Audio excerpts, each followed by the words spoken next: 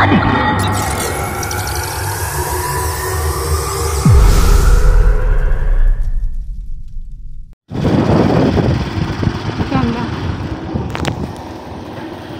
tayo sa bagong gawang kalsada dito.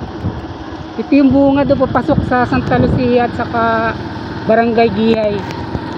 Itong kalsada, bagong gawa lang ito. Kumbaga ito yung anggi ng mga legacy ni Duterte. Build, diba? Maraming mga ganyang mga bagong gawang kalsada dito sa probinsya namin. At ito isa lang sa bayan ng Lupis na bagong gawa. Ayan, first time ko yan din nakapasok dito. At titingnan nga natin kung gaano kalayo mula doon sa bayan ng Lupis, yung mga barangay dito. So, bungat pa lang ito. Yung standard ng mga niyog, pati ng mga palaya. Maganda pala yung lugar dito, mga palaya. Tignan natin kung hanggang saan itong simento, kung hanggang saan nakaabot na rito. O ayan ang mga bago gawa pa lang yan. May mga heavy equipment pa o nakaparada dito, diba? Mahaba na rin pala ang simentado nito.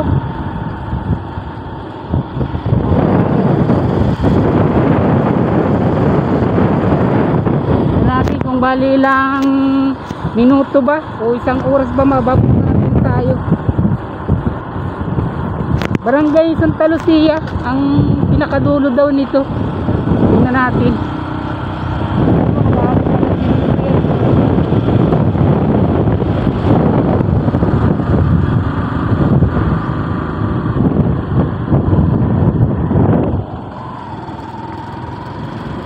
Saan tong kalsada nito eh?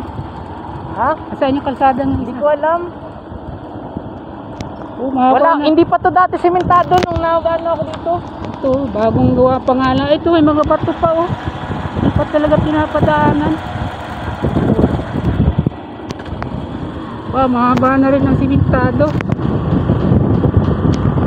Ito nga pala yung mula doon sa bayan ng Lupis. Ito yung papuntang kalsada na papuntang Barangay Santa Lucia. Ayan, bagong gawa nga ito. Bagong simento pala.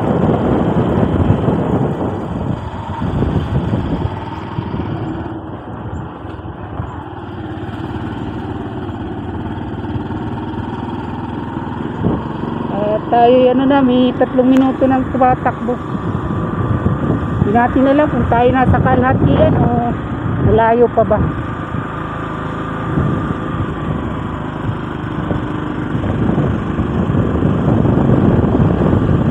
Maraming ngawnin pala dito.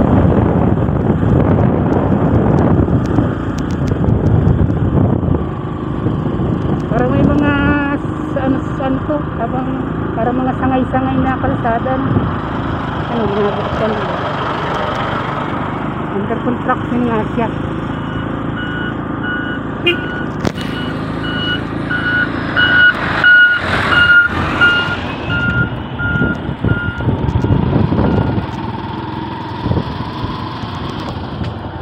Parang apurahan ito. Isa lang ito sa maraming mga proyekto dito, mga kalsada sa malalayong mga barangay.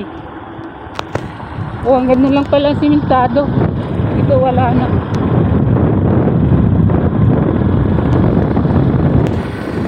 Tingnan natin kung mga ilang oras pa takbo.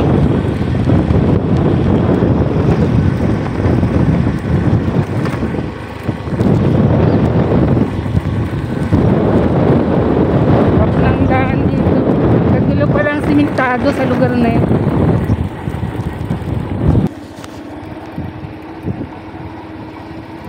Ang lalalim ng mga ahonin at lusungin.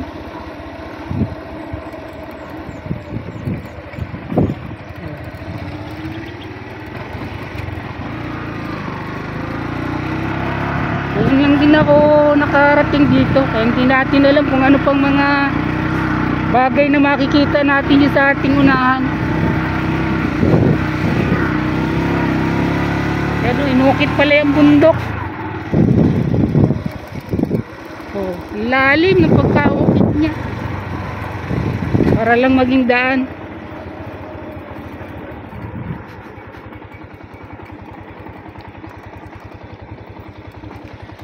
Ito, nakakalito, nalilito kami rito kung pasan tong dalawang daan na ito.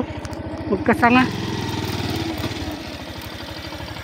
Wala ba mapagtanungan din? At magtatanong-tanong muna kami kung anong baritin namin dapat puntahan.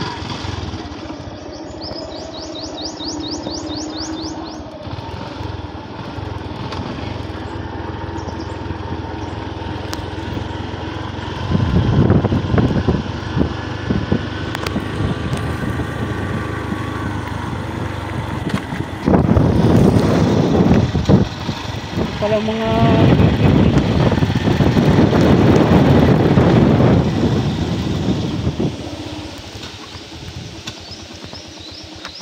Boss, anong lugar na to? Ha? San Jose na to? Santa Lucia. Ay, dulo itong dulo. Oh, barangay dito. Salamat.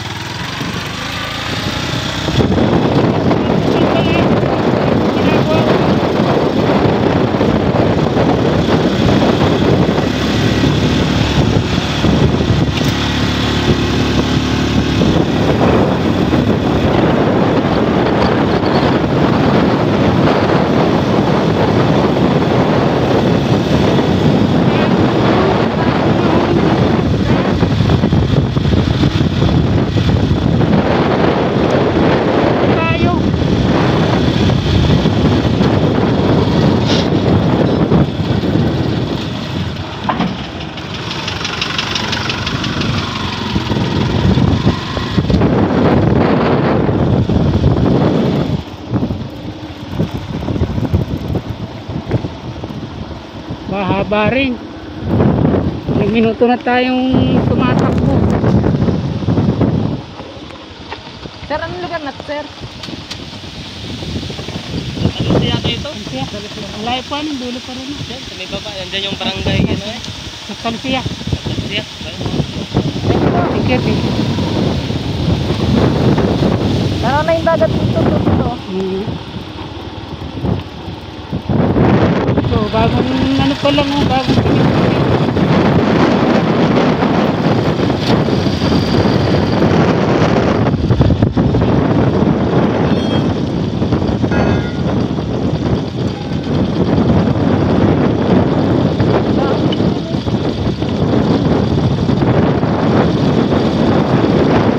Ha?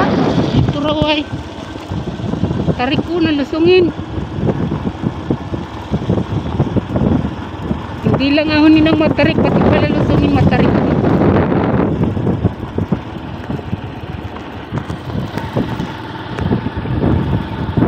Hindi namin alam kung aling barangay ito, sanga-sanga ang daan kaya dito. So, anong barangay ang dulo nito? Ito. Mahapit na tayo.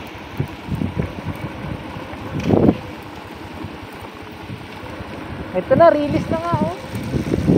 Ito na nga yung barangay Santa Lucia. Saan yung pupunta mo dito? Sige, diretso. Ha? Diretso.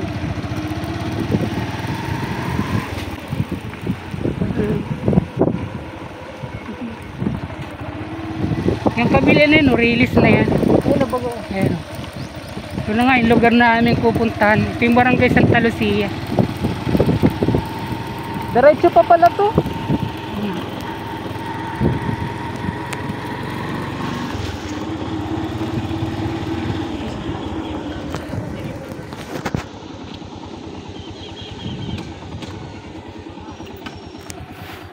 Natin na kami. Yakas. Layo din pala.